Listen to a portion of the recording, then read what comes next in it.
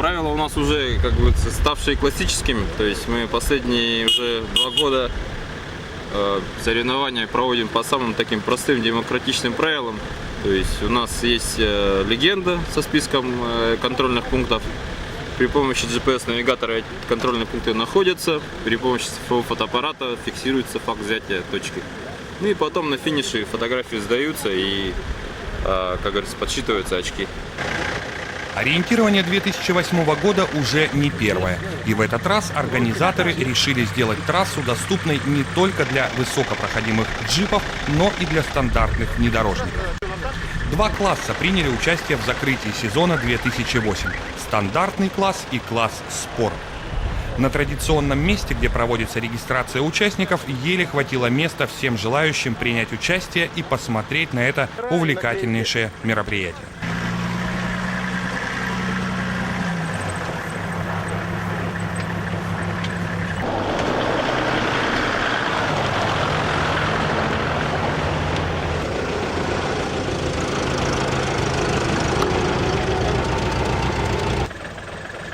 Площадкой для соревнований на этот раз была выбрана местность от 6-го километра Маганского тракта до тракта Намцирского. Здесь еще раз были оглашены правила осеннего GPS-ориентирования. К слову, видоизмененные в сторону упрощения.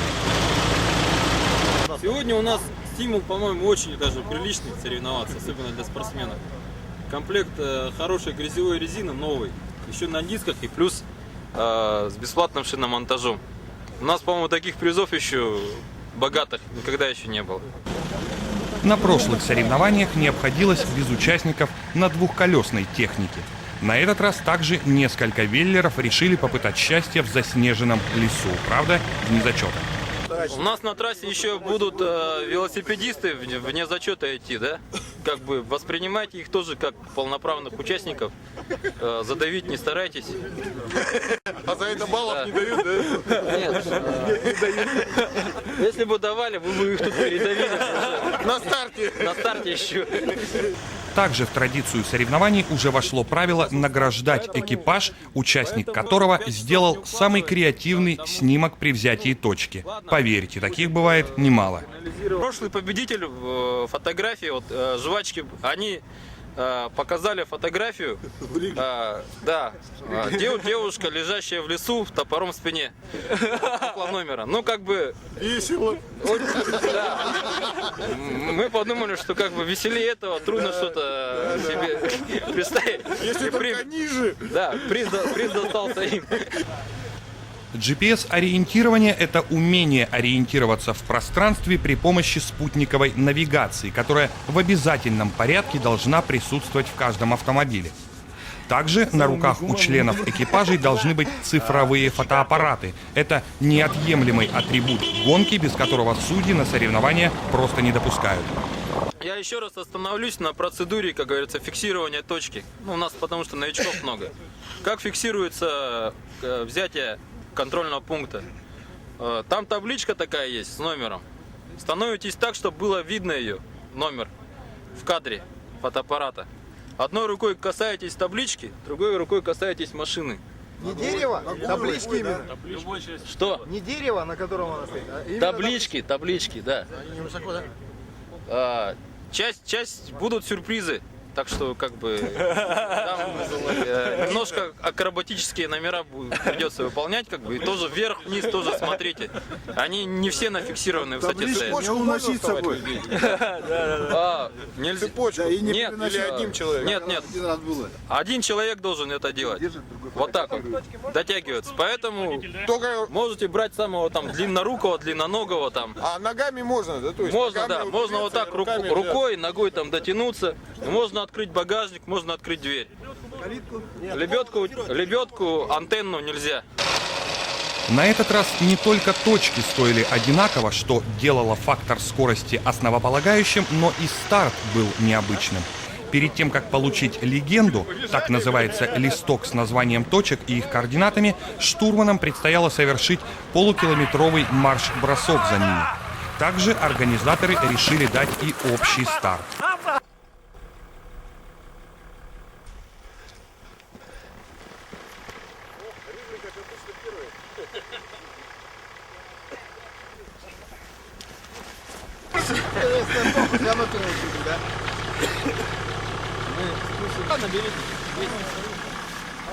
На трассе, когда будете брать точку, смотрите там друг друга, вот первые точки. Машины не бейте, потому что Чтоб кучи малы не было. до кучи малы не было.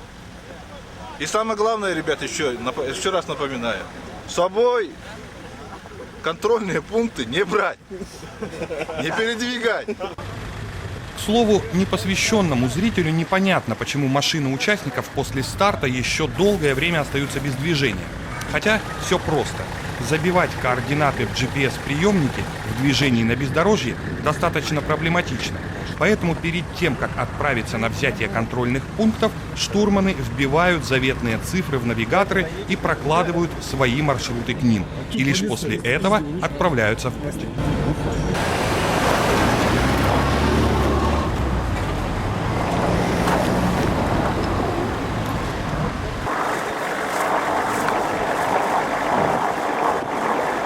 Пять часов ровно столько времени дали организаторы участникам на их блуждание по лесам и замерзшим болотам.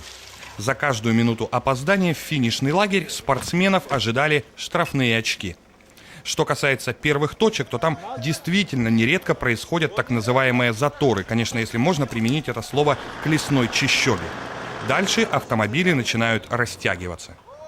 Хотя, если точка засадная, то есть когда один автомобиль садится и перегораживает путь к контрольному пункту другим участникам, скопления также не избежать. В таких случаях севшего приходится вытаскивать, как бы кому этого и не хотелось.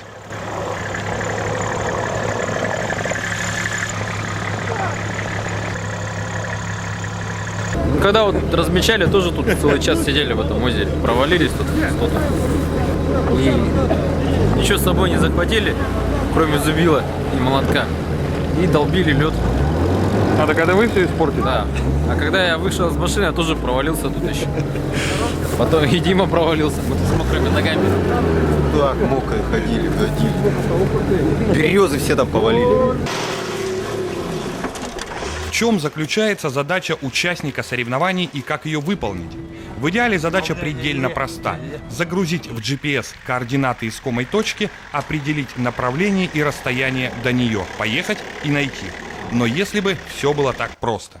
Начнем с загрузки. Существует много стандартов геодезической системы, датумов, в которых работают GPS-приемники. Для России это Пулково и ВГС-84. Большинство приемников изначально работают в последнем датуме. Так или иначе, но в обязательном порядке нужно узнать у организаторов, в каком датуме представлены координаты контрольных пунктов. Или узнать точные координаты лагеря, в котором вы находитесь, и сравнить их с показателями вашего GPS. Если вы этого не сделаете и уйдете на дистанцию в другом датуме, то будете всегда искать КП примерно в 300 метрах от их истинного расположения. Это разница датумов. Все ориентирование это относится к техническому виду спорта и довольно продвинутое, поэтому сразу разобраться и понять сложно. Поэтому для начинающих, ну в том числе и для опытных, сложно выстроить маршрут в лесу зимой в условиях, так сказать, полного бездорожья. Поэтому прикладывать к контрольному пункту надо несколько вариантов подхода на машине. Даже можно лучше бегать пешком, искать. Сначала найти КП, а потом уже подходы к этому КП на машине. Поэтому сложно очень ориентироваться. При нормальном раскладе и хорошей карте, забив КП в GPS, уже видно на экране схему расположения всех точек на местности и можно прикинуть, как двигаться между ними по кратчайшему расстоянию, чтобы получилось быстрее. Но это если бы мы ездили по бескрайнему ровному полю. В реальности же местность изобилует реками, ручьями, болотами, лесами, перелесками, оврагами, всякими проселочными дорогами и прочим. А все это препятствие для прямолинейного движения.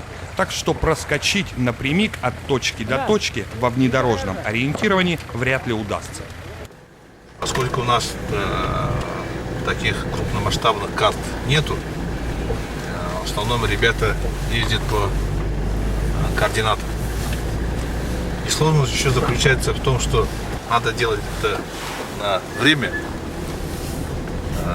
которое всегда не хватает и поджимает, поэтому когда люди находятся в цейтноте временном, принимается иногда ошибочное решение. Вот, поэтому этот спорт такой затягивает, потому что тут работает голова, руки, остальные части тела, еще машина. Все это должно работать согласованно и в унисон. Только тогда можно добиться успеха.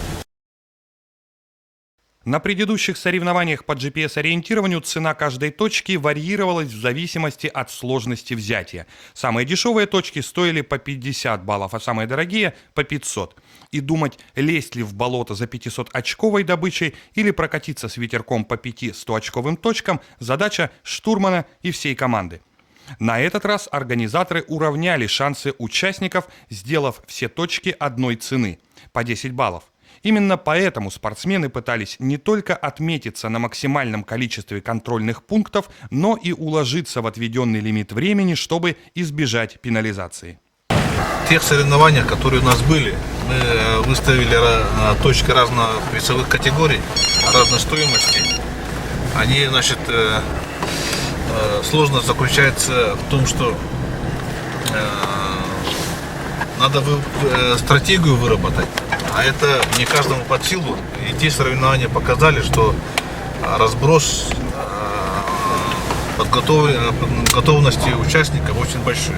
Поэтому на этих соревнованиях решили упростить, сделать более одинаковые стоимость всех контрольных пунктов. Все точки как для класса стандарт, так и для класса спорт были одинаковыми. Разница была лишь в том, что организаторы разделили их по сложности и рекомендовали часть КП для взятия именно подготовленными внедорожниками. Хотя если стандарты имели время и возможность, то и им эти точки брать также не возбранялось. Наоборот, становилось дополнительным плюсом.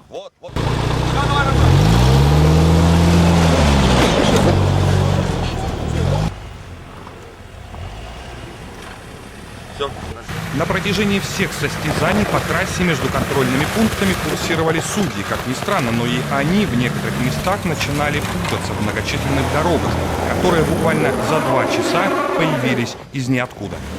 В этом лесу стало так много дорог уже, что мы сами уже заблудились. Приходится уже самим пользоваться навигатором. 28-ю. Да нам на 5-ю надо ехать. Вот. Мы очень довольны. Очень много народу тут плутает сейчас. Лес покрывается новыми дорогами. А вот почему плутают, как думаешь? Ну, просто точки расположены же не по порядку, не линейно, а как бы в таком массиве. И получается, что сориентироваться трудно довольно-таки. Дорог не видно. Вернее, дорог тут очень много, всяких разных. И трудно понять, какая дорога ведет именно туда. Если говорить о соревнованиях в целом, то они действительно получились необычными. Класс стандарт на неподготовленных внедорожниках, без лебедки и специальных блокировочных механизмов, в общем зачете взял больше точек, чем класс спорт. Это, наверное, можно объяснить лишь тем, что матерые джиперы посчитали себя более опытными и подготовленными, почем зря. Новички в этом виде спорта, коих было большинство именно в стандарте, показали, что их со счетов сбрасывать также нельзя. Заявись один из лидеров стандартного класса в класс спорт, и комплект грязевой резины с дисками от нового шинного центра вполне мог уйти экипажу новичков. Володя, ну как тебе трасса? Впечатляет, очень впечатляет. Достаточно такая, хорошо повторяет нашу дорогу. Ну вот в самом начале очень многие начали блудить. Вы очень долго забивали точки. С чем связано? На самом деле лучше сразу забить точки, для того, чтобы сразу маршрут приблизительно хотя бы выяснить для начала. Хотя, конечно, местами мы понадеялись на Google, но, как оказалось, прошедшие паводки все смыли там, все, что было. Так что мы немножко, около часа где-то блуждали. Ну как с GPS-навигатором теперь обращаться Да, будет? вообще удобная штука. Вот для охотников, для рыболовов, то есть идеально. То есть приехал как-нибудь, да, на какое-то место, точку поставил, там рыбу поймал, уже знаешь, что сюда можно приехать. И тут так же. То есть я все точки сохраню. Трасса на самом деле очень тяжелая. Ну, как бы, на самом деле мы маленько не подрасчитались. Резина у нас как бы резина более грязевая. Снежок, конечно, вот выпал в последние выходные. И как бы он маленько усложнил ситуацию. Ну, и еще мы не установили как бы лебедку. По времени как бы сильно не успели. И у нас вообще как бы, ну, сложно было на самом деле. Вы первый раз участвовали в GPS-ориентировании. Как вам эти соревнования? Ну, в принципе, понравилось. Весело, проверили машину. Ну, а сами что, не такие передаги лазили. Трасса понравилась, места хорошие, просто раньше нужно начинать. Не в 9, в 10 часов, надо было всем собираться, чтобы в 8 по светлому, и возможно было больше точек можно было бы взять. Зима, скользко, машина себя по-другому себя ведет. И, в принципе, было все здорово, были сложные спуски, подъемы. И точки, которые были незаметные, очень сложно было искать их. Даже некоторым точкам возвращались заново. Приходилось обратный путь делать. Ну вот, маленько, на 2 минуты чуть-чуть опоздали и доехали. Полный экипаж. Награждение проходило уже поздно вечером, хотя кто ранее принимал участие именно в этом виде спорта, знает, что это вполне стандартная процедура – долго обрабатывать результаты. Очень хитрая тактика сегодня была продемонстрирована вот человеком, который занял, вернее командой, который занял первое место. Он с самого начала висел на хвосте у лидера, у опытного человека в классе спорт. И в результате, да, Ильдар и Максим заняли первое место в классе стандарт. Первое место и второе место. Тут у нас была интрига как бы между экипажами двумя. Экипаж Андрея Селяхова и экипаж Иванова Георгия. Как раз из-за этой 16-й точки. Ну, как бы при пересчете баллов, при пересчете времени, как говорится, появления в лагерь, было решено первое место отдать экипажу триплекса.